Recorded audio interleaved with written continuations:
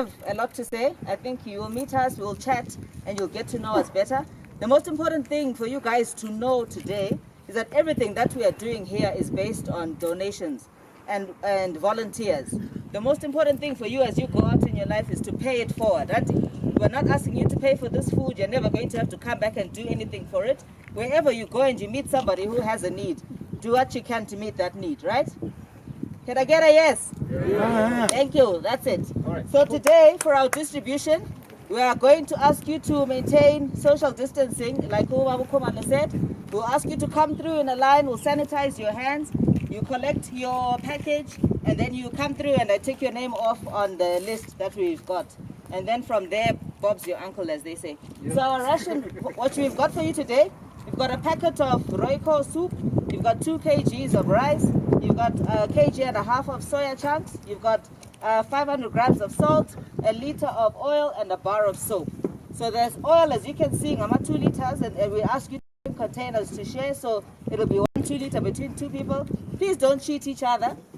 For some guys, the salt is a 1 kg that you need to share between 2 people as well, right? And then we've got some COVID flyers that we're going to give to you as well, just so that you can get a bit more information about it. Any questions? No, I like it. Okay, so let's start queuing up here. We'll sanitize your hands, come through, collect, and we'll do it in that way. Thank you very much.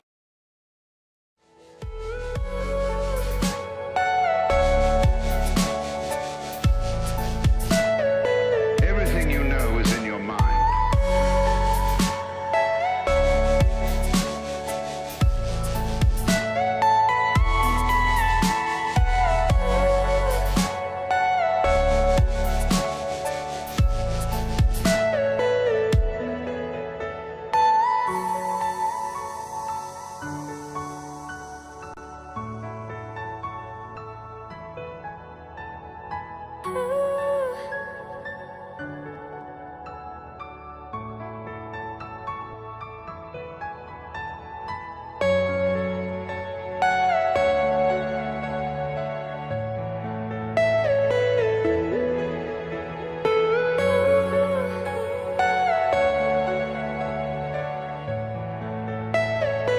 Are you all person?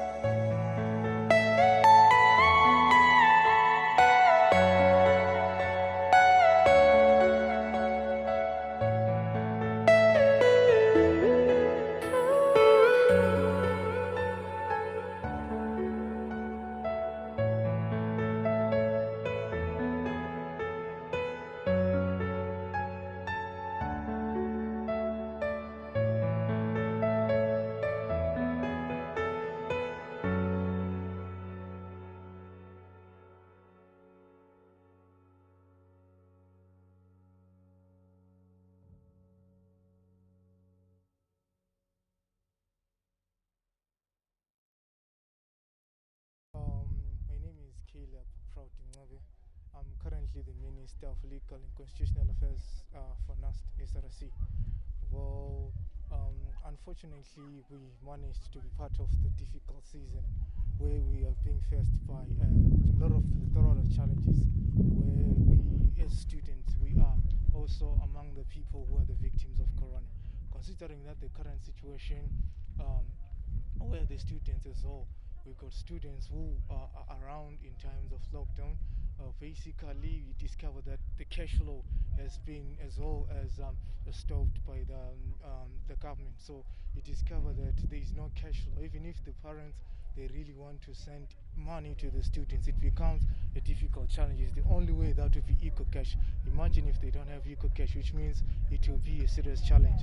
And the other challenge as well that we are facing as students in such a time as this, many students, they want to finish their degree and be out of this place. They are tired of being in this university. Discover that some of the students were supposed to be finishing in May their degree, but however, they are forced to be here maybe out to end of December, and who knows what the situation might come out to turn. So the other situation is that students, they really want to learn. Unfortunately, if we talk of online learning, considering that it requires a lot, and we have got students who are in the corner villages who are saying that if we are learning here, they also want to learn, and they cannot afford in terms of the online learning. So currently, we can't say we can do online learning because it is a disadvantage to some other students. So it becomes a problem where learning on its own is freezed. No one is yet continuing to learn. So it's a difficult situation for all of us. And also having the fear of the unknown. However, students, they're saying we are afraid of this corona thing. So some, they want to go back home, but they can't go back home in terms of transport issues and stuff. So these are some of the situations that we are facing as a whole. So yeah. But in terms of food challenges, how bad was the situation before this donation came through? I think this situation was really bad, because some of the students, they turned from the ratio of having 1 meal per day, so it was difficult. Some would even only having mealy meals, so they would even use water with salt. That was how tricky the situation was.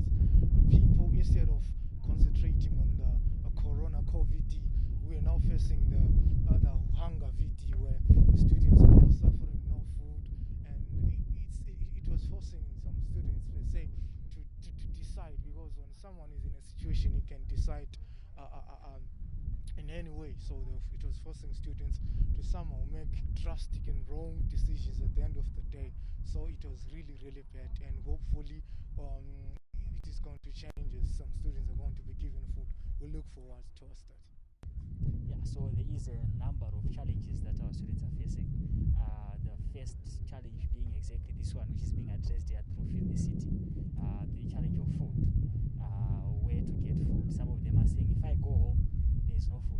If I stay here, at least I have no pressure I'm putting on my family back home. So that's number one challenge. The second challenge is just the uncertainty around the academic future, because as it stands right now, no one knows when we are going to resume learning normally, and whether or not we are going to successfully launch online learning as a university. And also on top of that, we are looking at a situation where most of them have parents who are in the diaspora, and some of these parents are in hot spots, in COVID-19 hot spots, in areas which have been adversely affected, and some of them are in places like South Africa which have been shut down and they can no longer produce. So there are also mental issues that comes with it, the stress of it, just to say managing that that entire situation. Say my parents can no longer right now in a living.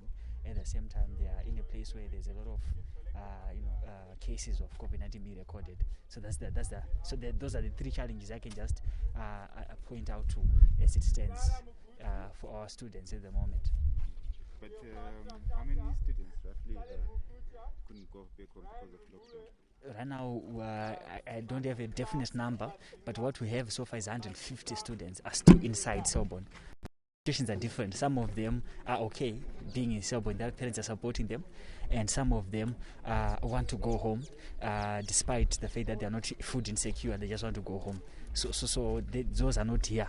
Those are not here because they have food, they are sorted. But then we have these ones who are here, who don't have food maybe, and who also don't have the money to go back home. So we have about over 150 students safely, I can say, in Selborne Park. We reached out to landlords who are staying with some of our students through our division of student affairs, and we got a number. And then we reached out to these ones as an SRC, and here I can safely say of over 100 students who want to get some assistance food-wise. But also then in terms of, I know maybe you say that some of them want to go home. Yeah. But is there any assistance that maybe you have in terms of transport? Or Yeah. you talked to the university to Yes, so transport you see, for them. exactly. So the challenge from the university side is that when the lockdown began, the assumption was that everyone is now taking directions from the government. So students were supposed to go home, in keeping with what the government did, issued out as a lockdown of the nation. So the assumption was that there are no students. We only started receiving cases to say, there's a student there, there's two kids, and then we started reaching out to them. So we are now trying to find transport for them to go home. So of late we've created a register to try and see which destinations most of them want to go to, and how many of them are there. And we reached out to Zupco company yesterday, and they were still trying to clarify whether they are cleared to travel long distances and all of those other things. So there are a number of other things which still need verification from their end before they can commit to offering transport for our students, those of them who can afford to pay their own transport to travel.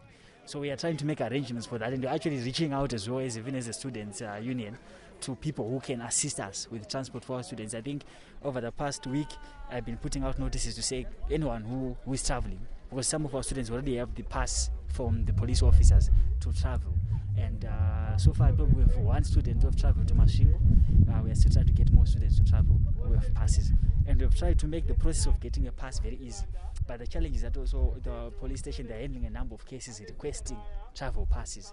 So that has been a challenge. But what we've done through our Nust office is that we've written to them, gave them a list of our students who will be possibly approaching them, that they can be easily assisted. We are yet to see how that would work. I got feedback in this morning that one of our students went there, and she was having challenges getting a pass. She was told you have to go to another place where you have to get the pass signed by a commissioner or whatever. So there's still a challenge in getting most of them to get a pass. So yes, we are trying to organize transport for our students, and we are trying to make it easy for them to get travel pass, but we are still yet to make a lot of progress in that end. But also then in terms of rental challenges, are there any students maybe who are failing to pay their rental? So on that exactly, What is being done? yeah, on that we would like to actually thank our landlords.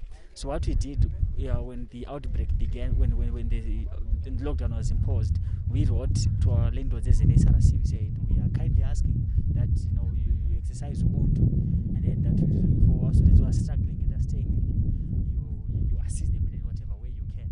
So we have not had cases during the semester. On average, on a week, we receive about 5-6 cases of landlords checking our students out, students who are starting to pay fees.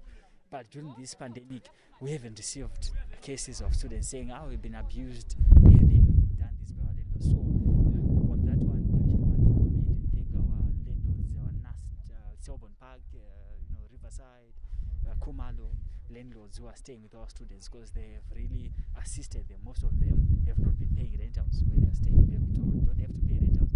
Most of them are actually eating together with their landlord's family. So that has also helped a lot for our students. So we have not had cases of that nature yet. On the academic side, you spoke about the online learning. Yeah. How is that going for students? Are we having any challenges? Yeah, so we have a number of challenges with online learning. Yes, Nust.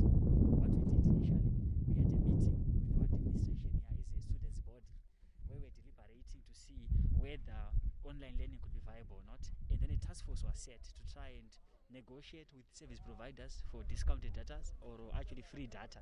At the same time, that task force was supposed to also do a proper study to see demographically where our students are located and whether they can afford to learn online or not. And they're still trying to gather that information, because if you look at where most of our students come from, they come from very poor backgrounds, and most of them come from remote areas where there's not even network coverage. So there are those cases. So those are the things that we're trying to balance before we roll out online learning. But having said that, there are some departments and classes which are saying our students agree, and we have launched online lessons that just learning can continue. But we've also been receiving students complaining, say, I cannot learn, it's not working for me. And so we are trying to do a balancing act, and so far we have not been doing so well in that regard as a university, and we are trying to work our way around it to see how best we can make sure that we don't leave any student behind. So online learning, apart from the fact that as a university with our own challenges, there is a fact that basically as a country we have a number of challenges. Just last night challenge for our students. Most parents aren't going to work, and even if a parent is going to work and working online, they're using that data to work. So for you to also provide data for your student to learn, it becomes difficult. So we've been appealing even to the Ministry of Higher and Tertiary Education as a students' union. Say, can we be assisted? Can the ministry do something? But we are very glad to know that Professor Mubira, who is Minister of Education, they've approached service providers and they are working on a proper plan to get free internet service for the students, or discounted internet service for the students. And we hope that will result in something solid for us as a students' body. I think the position of the university is that we closed for an early semester break, and we encouraged all our students to go back home to their parents and guardians. We didn't expect that some of the students will remain behind. So some students remained behind, and there wasn't that arrangement between the students and the university. However, our director for campus life and the residents got in touch with the landlords where students are staying, just to inquire how many of our students decided to remain behind. So it was through that we realized that there were some of our students who didn't go back to their parents and the landlords. And when we inquired about them, whether their parents were aware that these students decided to stay behind, they said no, they were aware. So what we then did was to encourage the landlords to ensure that students abide by the COVID-19 regulations, social distancing, and many others. And towards the end of the first lockdown period before the extension, what we also did as a university was to arrange with the police so that students can get affidavits, those that wanted to travel, so they can travel back home without any problems. But also realizing that students might be running out of food, through the SRC, what the university then did was to contact these donor organizations so that they can assist the students with whatever that they can. So I think this is what we have done as a university.